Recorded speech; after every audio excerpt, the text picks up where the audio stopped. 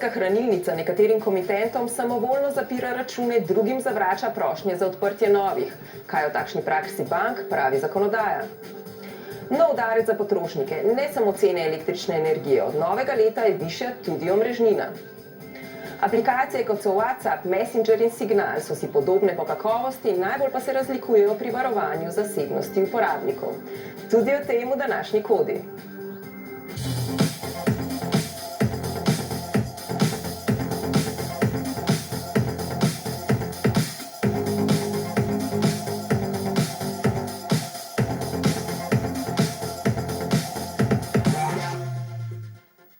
Lepo pozdravljeni v današnji oddaji o pravilih pri odpiranju in zapiranju bančnih računov.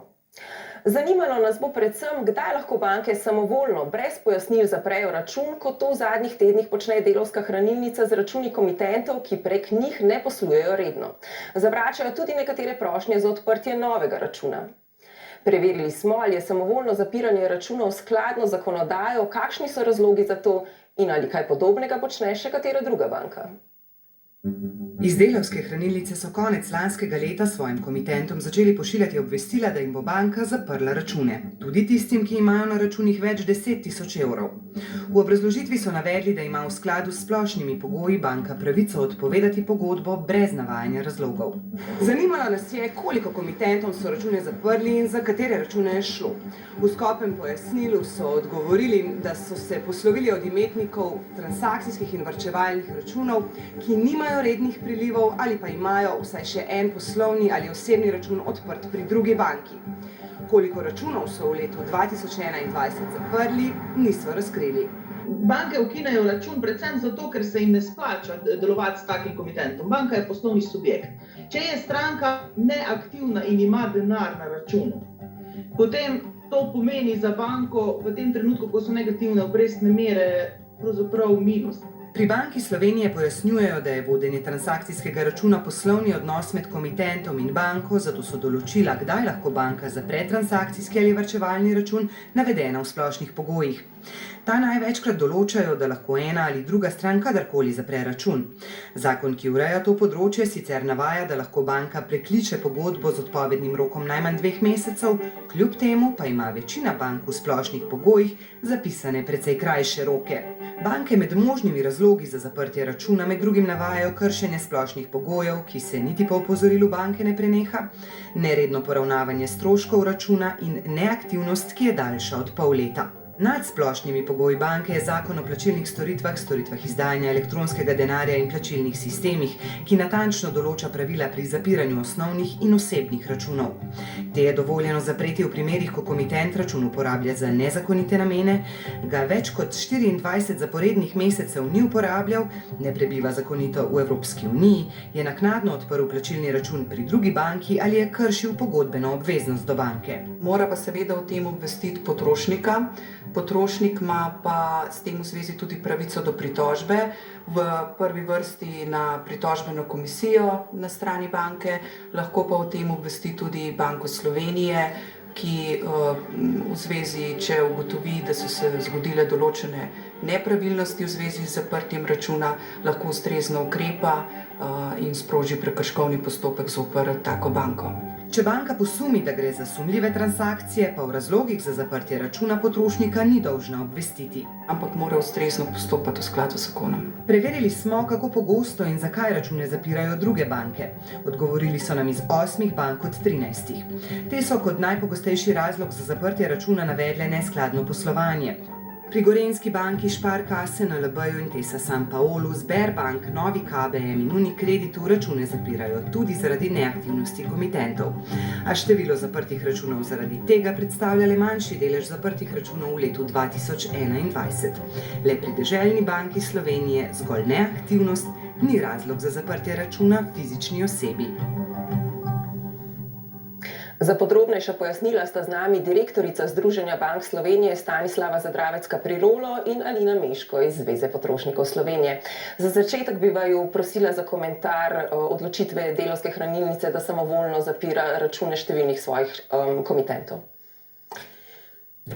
Ja, zdaj, kot je bilo že iz prispevka razvidno, seveda banke, hranilnice zapirajo lahko račune iz predvsem razlogov poslovanja, ki ni v skladu z zakonom ali pa je recimo dvomljive vsebine, če recimo stranke ne dostavljajo podatkov, kot jih različni zakoni zahtevajo in jih morajo banke pridobivati redno od strank, lahko pa tudi iz drugih poslovnih razlogov in teh poslovnih razlogov bankam ni treba podrobno obrazlagati, to je sigurno res.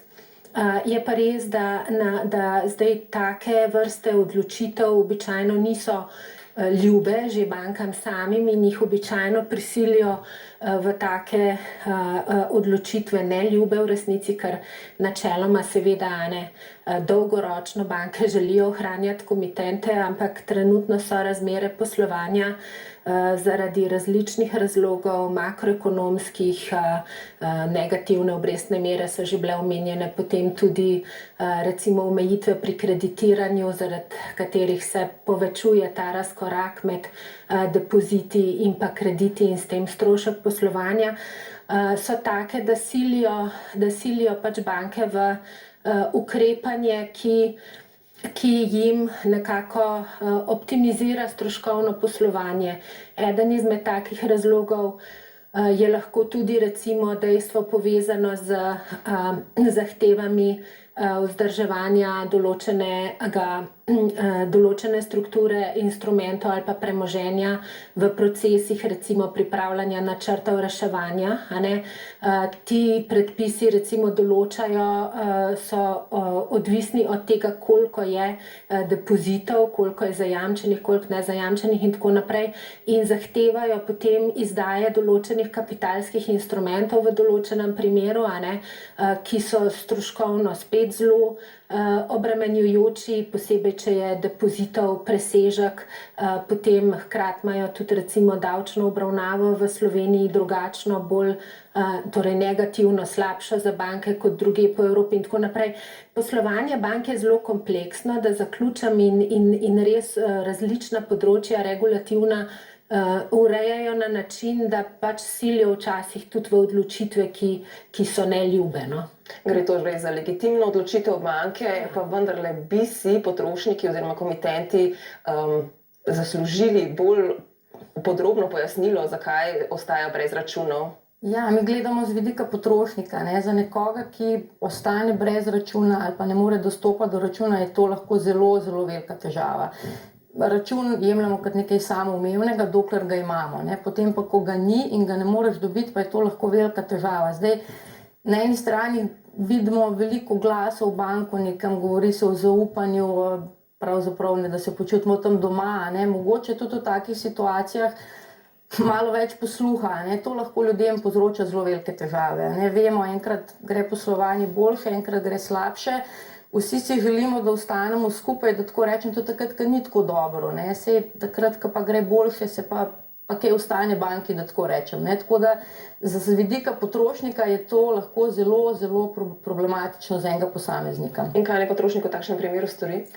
Ja, potrošnik lahko v tem primeru odide na drugo banko. Zdaj vemo, pri nas izbire je kar nekaj, ampak to je nasvet nekega omejenega trajanja. Kaj se bo zgodilo, če nobena banka več ne bo želela odpreti računa, potem ta naš nasvet pade v vodo. Tako da vidimo, da težava je in jo je treba nekako rešiti.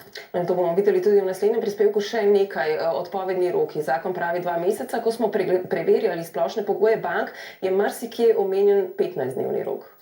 Ja, po našem mnenju bi seveda moral veljati 2-mesečni rok, lahko bi bil daljši, ne pa krajši, tako da tukaj ne poznam vseh splošnih pogojev, vsekakor pa po našem mnenju manj kot 2 meseca odpovedni rok ne bi smel biti. Komitent, ki se ne strinja z odločitvijo banke, se lahko pritoži tako na banko kot na Banke Slovenije. Po vaših informacijah, kako pogosto Banka Slovenije ukrepa? Zdaj, jaz seveda informacije o tem, koliko pogosto centralna banka ukrepa nimam, sem pa prepričana, da ukrepa vedno, kadar gre za ravnanja, ki niso v skladu z zakonom ali pa nekimi ustreznimi, običajno prisotnimi poslovnimi obrazložitvami oziroma razlogi. Lahko povem, da mi v okviru združenja imamo sicer neodvisno telo in to je izvensodno reševanje sporov, ki dela popolnoma neodvisno, je pa na lokaciji združenja in tam smo imeli, to se vidi iz letnih poročil, objavljenih, da je bilo primerov obravnavanja take pritožbe od leta 2019 do vključno pač konca lanskega leta sta bili 2 taki. Ena je bila taka bolj nekompleksna in je bila rešena v prid banke, druga je bila pa bolj kompleksna in imela še druga vprašanja, tako da se jo ne da tako neposredno razporediti v ja ali ne, ampak 2 taka primera. Torej, pritožbe so redke. Kako pa je z razliko med pravnimi in fizičnimi osebami? Lahko banka v obeh primerih samovoljno zapre račun? Mislim, banka lahko v obeh primerih iz poslovnih razlogov, to ni čisto enako kot samovoljno. Iz poslovnih razlogov, zdaj morda glede rokov, bi izpostavila, da pri fizičnih osebah se banka mora držati 60-dnevnega roka in če se ne bi sigurno bil to primer, pri katerem bi centralna banka potem ukrepala. Pri pravnih osebah pa so lahko ti roki krajši in so, tako kot je bilo tudi v prispevku navedeno, lahko tudi 15-dnevni ali pa pač drugačni, kot je dogovorjeno s pogodbo ali pa splošnimi pogoji. Pri fizičnih osebah pa ne bi pa moral biti rok 60 dni. Velja. Torej tudi v naslednjem prispevku o težavah z delavsko hranilnico. Potrošnik, ki ima tam odprt poslovni račun, je želel decembra na hranilnico prenesti tudi osebnega, a ga je banka brez pojasnila zavrnila. Igor Bašin je poslovni komitent Delavske hranilnice 6 let. Osebni račun ima odprt pri novi KBM. Decembra se je odločil, da bi ga prenesel na Delavsko hranilnico. Konec koncev, če imam poslovnega na eni banki, zakaj ne bi imel osebnega tudi na isti banki in s tem sam sebi olajšam oziroma zmanjšam verjetno določene stroške. A njegovo vlogo je komisija zavrnila. Odločitev banke ga je začudila, zato je prosil za pojasnilo. Bilo je rečeno, da je to poslovna skrivnost banke. Tudi mi smo Delavsko hranilnico prosili za pojasnilo. V skopem pisnem odgovoru so navedli, da so merila, v skladu s katerimi se hranilnica odloča, ali bo s stranko navezala poslovno razmerje ali ne, različni. Izhajajo iz zakonodaje in iz poslovnih usmeritev hranilnice. Pri odpiranju transakcijskega računa je izključno poslovna odločitev banke, ali bo z določeno stranko sodelovala ali ne. Kot enega možnih razlogov za zavrnitev gledalca odvetnica navaja Dejstvo, da posameznik že ima odprt osnovni račun pri drugi banki. Kako potem sploh zamenjati banko, se sprašuje sogovornik. Hkrati pa vsaka banka, kar sem to tudi sam začel raziskovati, neverjetno reklamira menjavo bank. Išče svoje nove komitente, tako da mi sploh ni jasna ta odločitev. Ne razumem, zakaj banka, ki že ima z njim poslovno razmerje, recimo da s podjetjem ali z SP-jem, potem mu zavrne. Zato, ker bi bilo tudi za njih to veliko bolj enostavno, sploh kadar gre za kakšne kredite, poroke, vse te zadeve, je potem bistveno lažje, da ima vpogled tudi v fizično osebo. Ima pravico do pritožbe v takem primeru, pa pravico, da obvesti o tem Banko Slovenije. Še večja težava je po besedah sogovornice zavračanje vlog za odprtje osnovnega računa, ki je namenjen prejemanju prihodkov in socialnih transferjev, ter so ga vse banke po zakonu dolžne odpreti. Odprtje lahko zavrnejo le, če sumijo, da je oseba vpletena v sumljive posle pranja denarja ali financiranja terorizma, ali če je v postopku izvršbe ali prisilne poravnave. Dejansko to v praksi je velik problem, ker na eni strani imamo zakonodajo, ki določa, da se na primer socialni transferji, plača in tako dalje smejo nakazovati samo na transakcijski račun in prav zaradi tega je država tista, ki mora omogočiti pogoje, da lahko posamezniki odprejo račune in preko njih funkcionirajo. Tako da dejansko je to pobuda zakonodajalcu, da bi dejansko moral storiti nekaj v tej smeri, da bi se zakonodaja na tem področju spremenila. Na Ministrstvu za finance menijo, da je zakonodaja ustrezna, saj bankam nalaga, da morajo osnovni plačilni račun odpreti vsem, razen v zakonu navedenim izjemam. Da se banke tega ne držijo, so nam potrdili v odvetniški pisarni Senica, kjer obravnavajo več primerov tujcev, ki jim banke ne želijo odpreti osnovnih plačilnih računov. Pri Banki Slovenije, ki izvaja nadzor nad delom bank, pa so nam pojasnili, da nadzorniških in prekrškovnih postopkov skladno z zakonodajo ne smejo razkriti. Je to, da ima komitent odprt račun pri drugi banki, lahko utemeljen razlog za to, da ga banka zavrne in mu ne želi odpreti računa? Ja, kot smo slišali, banka se sama odloča, komu bo odprla račun ali ga bo sploh odprla. Zdaj, pomemben je ta osnovni plačilni račun, za katerega smo slišali, ki omogoča res vsakemu, da ima bančni račun. To je izjemno pomembno in to je v zakonu, ampak kar smo tudi slišali v praksi, pa vseeno vsem to ni dostopno. In mislim, da na to tudi mi že opozarjamo kar nekaj let. Če je nekaj v zakonu, pa očitno ne funkcionira, bo potrebna neka sprememba. Zato, ker še enkrat ponavljam, človek ne more funkcionirati brez bančnega računa, ne more dobivati plače, socialnih prejemkov, pokojnine, karkoli, praktično je, da ne rečem mrtev, ampak nesposoben nekega življenja v današnjem svetu. Vse vemo, da tudi gotovina pravzaprav odhaja, brez računa enostavno ne moreš funkcionirati in moramo dati ljudem možnost, da ta račun imajo. Na Ministrstvu za delo so pojasnili, da potem tem ljudem, ki ne morejo odpreti osnovnega računa, rešujejo na primer socialne transfere tako, da jih nakazujejo na račune njihovih sorodnikov, ampak seveda je to tudi nekoliko pravno sporno. Mislim, čist pravno gledano je taka rešitev možna in sicer z izvedenimi določenimi pravnimi postopki, asignacija, recimo je eden izmed takih načinov. Jasno pa je, da je osnovni cilj zakona, ki določa, da je treba zagotoviti možnost odprtja računa in s tem tega specifičnega osnovnega računa namenjena temu, da bi vsak lahko prišel do tega računa. So pa situacije izjemno raznolike v praksi in vseh se preprosto ne da vedno ukviriti v tista zakonska določila. Ponekod je tudi nemogoče priti do določenih dokumentov, ki jih vendarle zakon še vedno zahteva. Tako da tekom let seveda tukaj gre za zahteve zagotoviti osnovne račune nekim posebnim ranljivim skupinam, tudi recimo azilantom, beguncem in tako naprej. In tekom let je kar nekaj različnih dogovorov potekalo med Ministrstvom za delo, Ministrstvom za finance, Banko Slovenije, notranjimi zadevami, tudi Združenjem bank in tako naprej, kako bi določene specifične okoliščine za neke skupine. Ampak zdi se, da zaenkrat neuspešno, ne?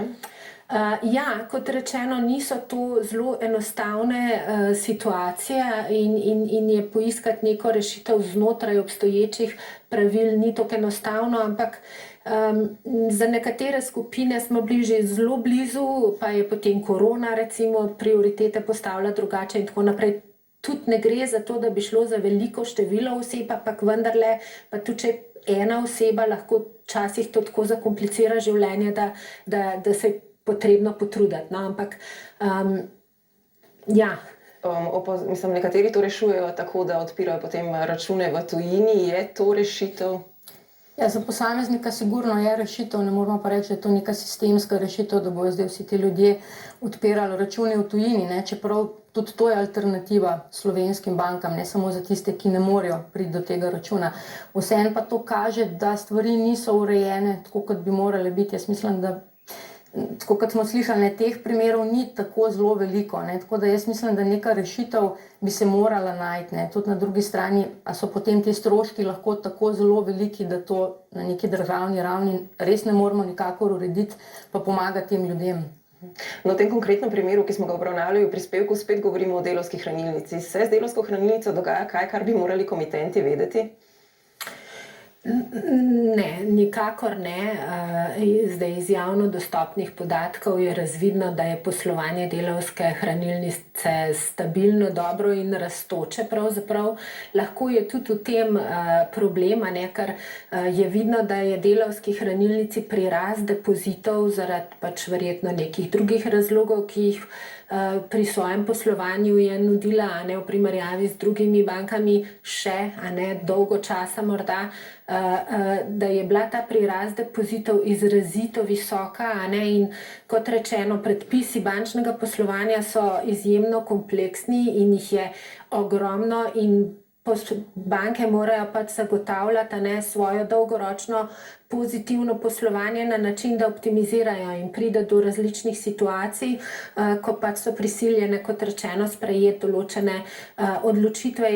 Iz tega prispevka je bilo tudi razbrati, da so izključno se odločale za ta korak pri tistih, ki imajo tudi sicer še druge račune drugje, a ne, tako da tukaj očitno je bila pozornost pazljivo usmerjena v to, da ne bi ljudje ostali brez računa, tudi če bi bil neaktiven, ampak mislim neaktiven v smislu, da nima veliko poslovanja, tako da je vidna tudi dokaj primerna skrbnost, a ne, in skrb morajo pa seveda, kot rečeno, so gospodarske družbe in morajo zagotavljati pozitivno poslovanje in dolgoročno vzdržne okoliščine, pa vsi poznamo. In vse gospodarske družbe, če govorimo o bankah, napovedujejo nekatere spremembe letos, seveda najbolj vroče so uvedbe ležarin. NLB na primer zdaj zapira nekatere stare varčevalne račune zato, da bo odprla nove, kjer bo lahko uvedla ležarine. Uvedbo ležarin tako na transakcijskih kot na varčevalnih računih je za maj napovedala tudi Unicredit banka. Kaj svetujete tistim, ki so pred uvedbo oziroma napovedjo uvedbe ležarin položili na primer nek dolgotrajen depozit in zdaj lahko v bistvu stroški ležarine presežejo stroške pozitivnih obresti? Ja, in podoben primer smo imeli tudi pred kratkim, ko gospa ni bila obveščena oziroma je bila obveščena, pa sama ni zaznala in je sklenila depozit, potem pa ugotovila, da bodo te stroški večji oziroma že tako vemo, da obresti so zelo nizke, a ne. Verjetno je zdaj čas, da smo zelo pozorni na to, a ne. Vemo, da možnost za ležarino obstaja, banke seveda s tem na en način nas želijo preusmeriti oziroma da ta denar odnesemo drugam, na drug način mogoče nekaj prihodkov si dobiti, ampak očitno ne dovolj, če tudi zapirajo račune, tako da samo pozorni smo lahko, a ne. Tudi ne vem, koliko je v trenutni situaciji smiselno neke dolgoročne depozite sploh sklepati. Mi, če zaračunamo v našem kalkulatorju, mislim, da za okoli 10.000 evrov za dobro leto dobite okoli 40 evrov, a ne. To ne vem, če je sploh pravzaprav smiselno. Torej, treba dobro premisliti, predvsem pa ne spati, ko pride do finančnih vprašanj. Hvala za obisk v studiu in vajina pojasnila. Nadaljujemo pa s podražitvami. Zneski na položnicah gospodinjskih odjemalcev bodo letos višji ne samo zaradi povišanja cen električne energije, ampak tudi zaradi višje omrežnine. Agencija za energijo je namreč od začetku leta za 14% dvignila tarifne postavke za distribucijsko omrežje. Poglejmo podrobnosti. Delež omrežnine na položnici značilnega gospodinjskega odjemalca pomeni slabo tretjino skupnega zneska za električno energijo. 14% dvig te postavke bo letošnje račune za elektriko nekoliko povišal. Za značilnega gospodinjskega odjemalca se bo cena za oskrbo z električno energijo ob nespremenjenih drugih delih, torej davkih, cenah energentov, dvignila za 1,88 € na mesec, oziroma bo letno strošek za oskrbo z električno energijo za gospodinjskega odjemalca višji za 22 €. Višje cene bodo plačevali tudi industrijski odjemalci, pri katerih zaradi večje porabe električne energije omrežnina sicer pomeni manjši delež skupnega zneska. Na to podražitev se je konec decembra na družbenem omrežju Twitter odzval minister za infrastrukturo Jernej Vrtovec z zapisom, da medtem ko vlada sprejema ukrepe za blažitev energetske krize, agencija nenapovedano dviguje omrežnino.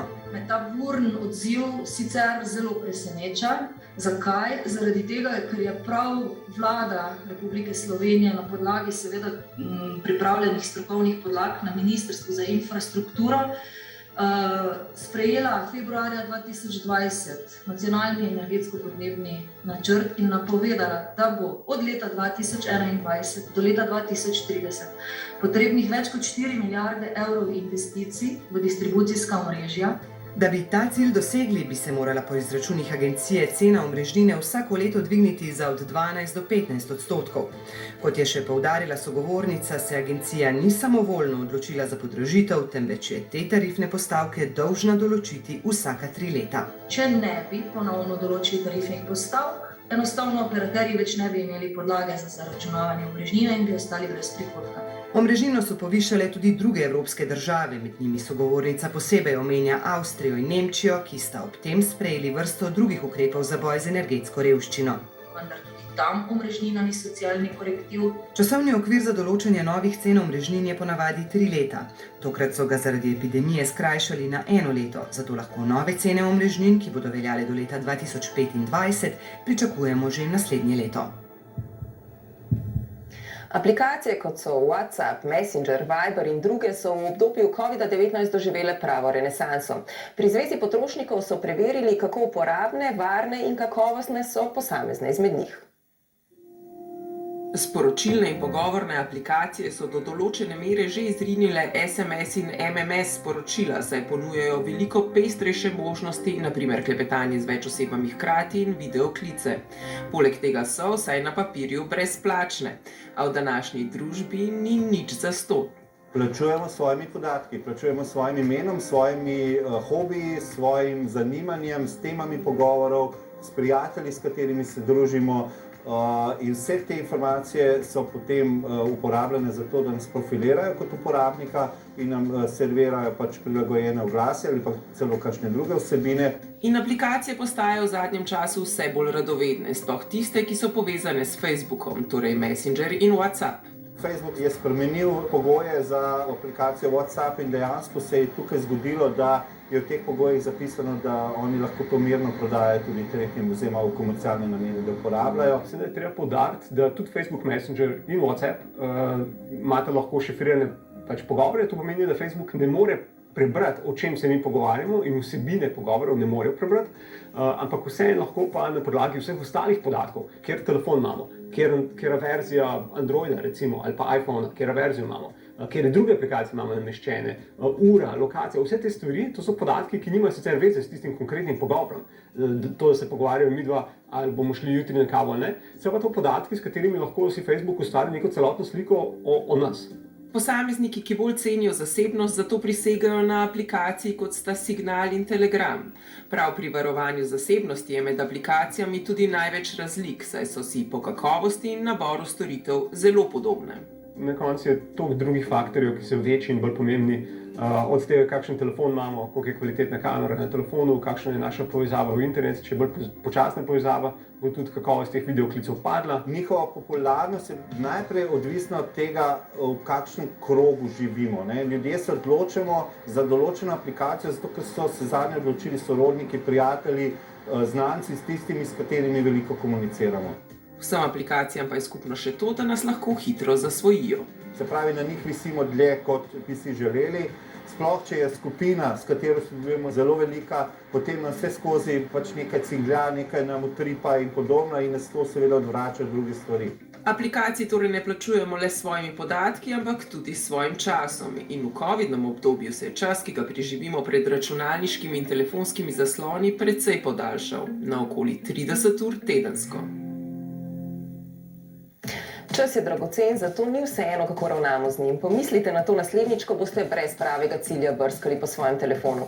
Toliko za danes, prihodnji teden pa o prepovedi uporabe več kot 4000 nevarnih kemikalij v barvah za tetoviranje in permanentno ličenje. Nasvidenje do torka.